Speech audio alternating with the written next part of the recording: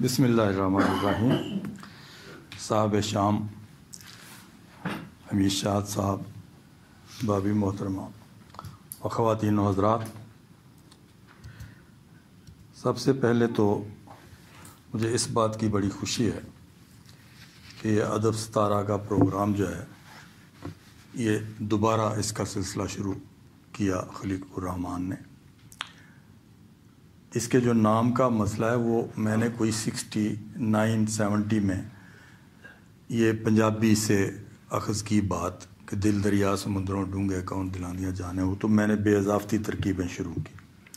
وہ میری غزل کی پہچان بن گئی کہ اس میں ایک آدھ جگہ یہ ضرور آئے گا، بے اضافتی ترکیب۔ تو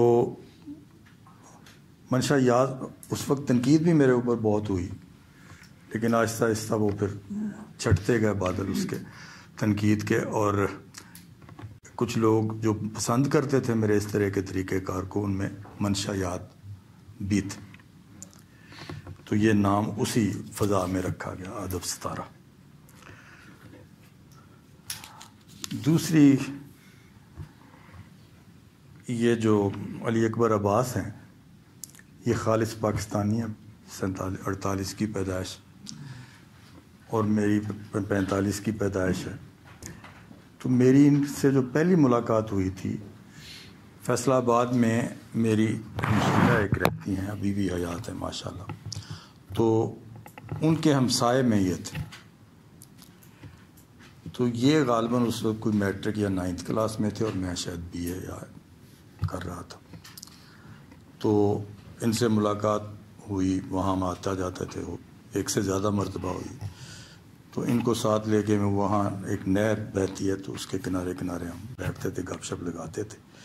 تو میرے اس زمانے کی جو کچی پکی غزلیں تھیں، کئی بار انہوں نے مجھے سنائی جو کسی جگہ محفوظ نہیں۔ ایسے میں نے ایک لکھا بھی کہ میں قتیل دستے جفا رہا، میں شہید راہ وفا رہا، میں یہاں رہا یا وہاں رہا، میں ہمیشہ نغمہ سرا رہا۔ یہ انہوں نے مجھے سنایا۔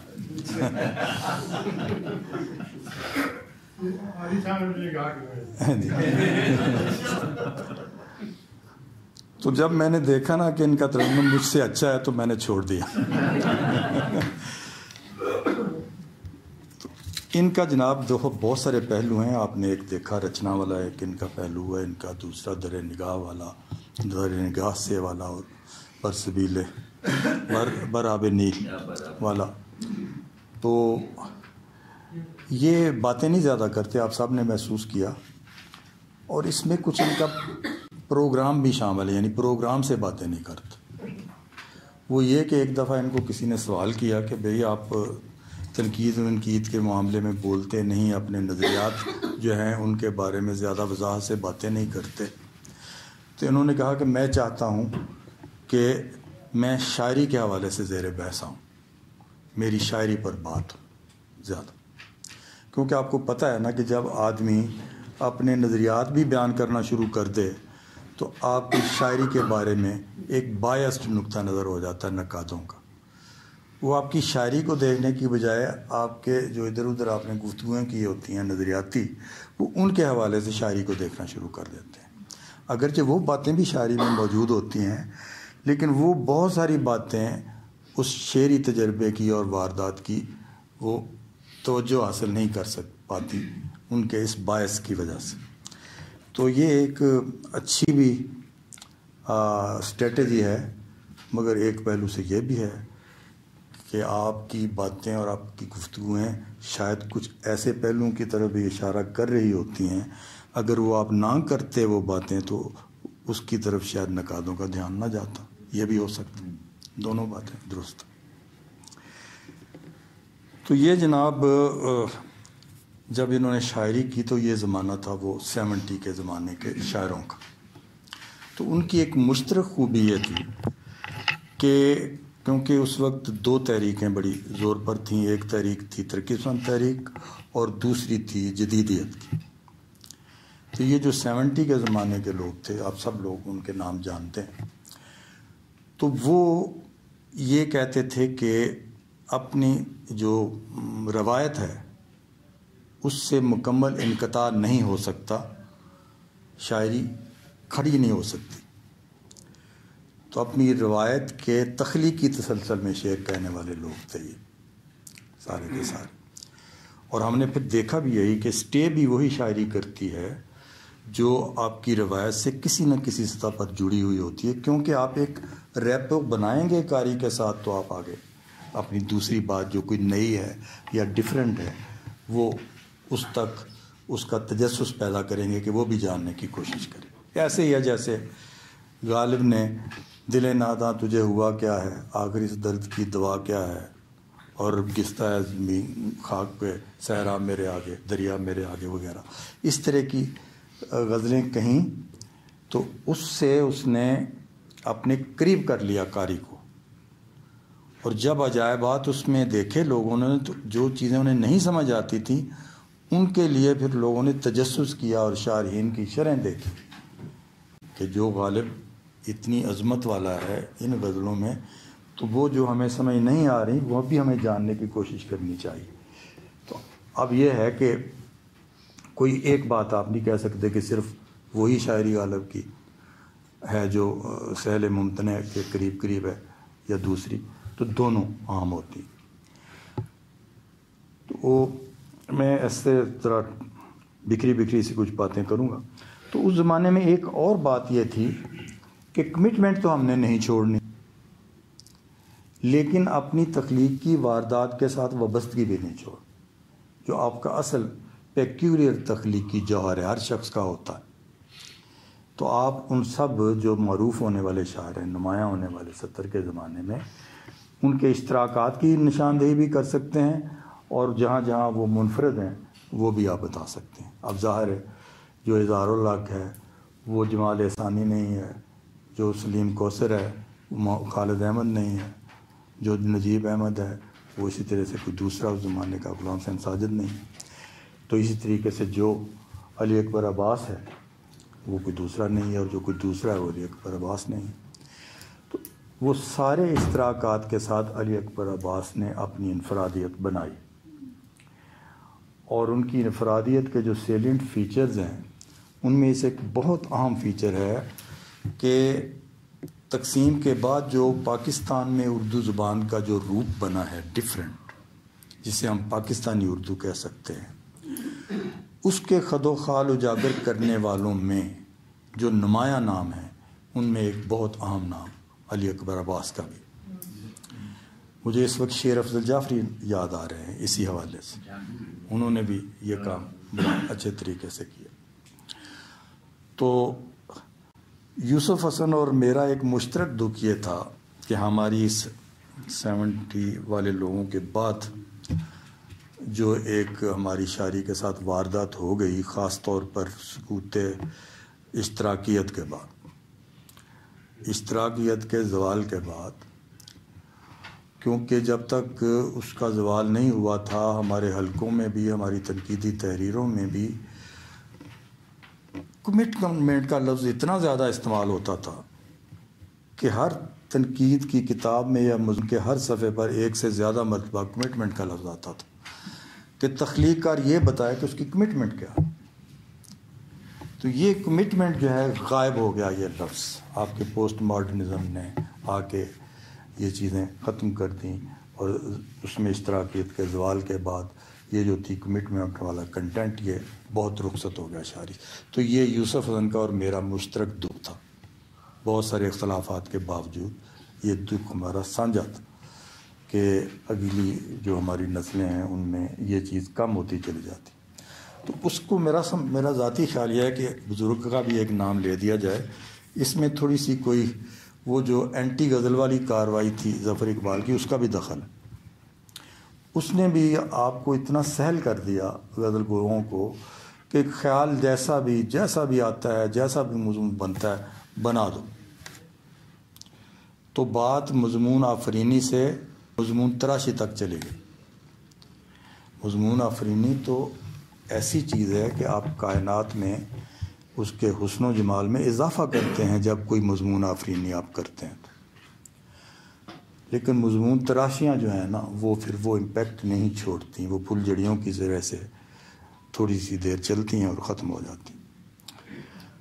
تو علی اکبر عباس کی پوئٹری میں یہ جو فیچر ہے سوشو پولیٹیکل کمٹمنٹ کا اور کمنٹ کا، وہ بہت نمایاں اور ابھی تک اسی جذبے اور جوش کے ساتھ موجود ہے۔ اس کی ایک وجہ یہ بھی ہے ان کی پاکستانیت، پاکستان کے بارے میں ایک بہت گہری وابستگی، کیونکہ ہم لوگ جو ہیں علی اکبر عباس کی طرح کہ ہماری کی طرح، ہم پاکستان کو صرف کوئی ایک جغرافیہ نہیں سمجھتے، سرحدیں نہیں صرف سمجھتے، اور بھی کیا سمجھتے، بڑے باغ کا ایک باغیچہ سمجھتے ہیں۔ اور وہ ان کی استعاروں میں، ان کی تشبیہوں میں، ان کی علامتوں میں وہ بھرپور طریقے سے آپ اس کا مشاہدہ کر سکتے ہیں۔ اچھا، اسی طریقے سے یہ جو رچنا انہوں نے لکھی، یہ کسی وقت بھی سنیں آپ یا کسی وقت بھی اسے پڑھیں تو آپ کو ذرا بھی تخلیقی عمل کے ساتھ تھوڑا سا شغف ہے یا اس کی تھوڑی سی شناسائی ہے تو آپ فوراً آپ کا دل کہے گا کہ یہ ایک ٹرانس میں لکھی ہوئی شاعری، یہ کسی پروگرام سے لکھی ہوئی شاعری نہیں، ایک ٹرانس ہے جو پوری کتاب پر حاوی ہے۔ تو اس کا مطلب یہ ہے کہ وہ ٹرانس کوئی 2-4 دن کی نہیں تھی، اس پوری کتاب کے مکمل ہونے تک سسٹین رہی ہے ان کے اندر، اور وہ بڑی خوبصورتی سے اس میں انہوں نے جو روح پنجاب ہے نا وہ منتقل کی ہے اردو میں۔ یہ اقبال نے بھی کی تھی لیکن بہت غیر محسوس طریقے سے۔ اقبال کے جو اس طرح کے مصرے ہیں نا، تو ہے اگر کاما یار، میں ہوں اگر کاما یار، موت ہے تیری برات، موت ہے میری برات، یہ پنجابی لہجہ۔ تو اس طریقے کی اس نے توانائیاں انہوں نے دی، لیکن انہوں نے تو بطور خاص یہ کام کیا۔ تو ان کی جو غزلیں ہیں، غزل کی جو ان کی شاعری ہے، وہ میں نے بتایا کہ وہی ہماری جو روایت کا تخلیقی تسلسل ہے اس کی پوری سلامتی کے ساتھ وہ یہ شاعری کرتے ہیں، اور سنگر لیرل شعر نہیں کہتے، یک سطحی شعر ان کا نہیں ہوتا، ایک اس کی سامنے کی لیئر موجود ہوتی ہے اور پھر وہ آپ کو اکساتا ہے کہ آپ اس کے ساتھ لیو کریں، اور ایک جسے تسلسل ابلاغ کہتے ہیں، جو شاعری کسی بھی قاری کے اندر تسلسل ابلاغ کا سلسلہ بیدار کر دے، وہ ایک وکیع شاعری ہوتی ہے، کریٹو شاعری ہوتی ہے۔ تو میں بہت ہی خوش ہوں حلقہ رواب ذوق پر کہ انہوں نے آج علی اکبر عباس کے حوالے سے یہ فنکشن کیا، اور ہماری دعائیں ہیں کہ علی اکبر عباس کو اللہ تعالیٰ لمبی عمر عطا کرے اور ان کو شفائے کاملہ عاجلہ عطا فرمائے، اور ان کی توانائیوں میں اور تخلیقی توانائیوں میں اضافہ کرے۔ بہت بہت شکریہ۔ آج کے صاحب صدارت جلیل علی صاحب گفتگو کر رہے تھے۔ سر بہت شکریہ، اچھی گفتگو، بہت باتیں کی آپ نے۔ آج کے اجلاس کے اختتام سے پہلے 2 ایسی چیزیں ہیں جو ہم یہاں شیئر کرنا چاہتے ہیں۔ ایک تو جناب صدر جلیل علی صاحب کو ہم پہلے تو معذر خواہ ہیں کہ ابھی تک ان کو ہم وہ شیلڈ پیش نہیں کر سکے جو حلقہ ارباب ذوق نے پیش کی اپنی سلور جوبلی پر، وہ ہم انہیں ابھی پیش کرنا چاہتے ہیں۔ تو دوسرا یہ کہ کیک کاٹیں گے، ہم 76 سال کے ہو گئے آج، تو ان کا کیک یہاں سالگرہ کا کیک بھی کاٹیں گے۔ تو آپ سے درخواست ہے جی شیلڈ کے لیے آپ تشریف لائیں۔ شکریہ۔ ہاں جی، یہ آپ آئیے پلیز، آپ اس کے اندر ہی دیکھیے گا، اس کے اندر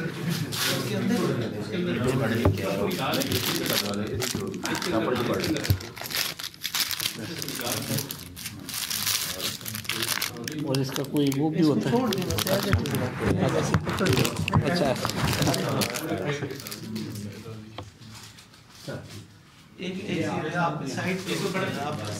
اچھا میں تصویر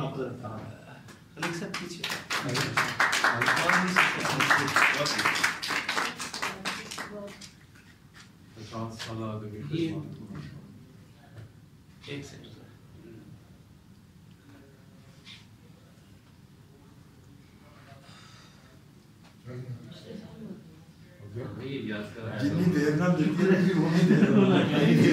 عالی صاحب نے حلقہ باب ذوق پنڈی اور اسلام آباد دونوں کے ساتھ یکساں طور پر جو وابستگی رکھی ہے 50 سال کی ہے، اس کے اعتراف میں ہے انہیں پیش کی گئی ہے. تو سر جی سر اور کیک لے آئیں پلیز.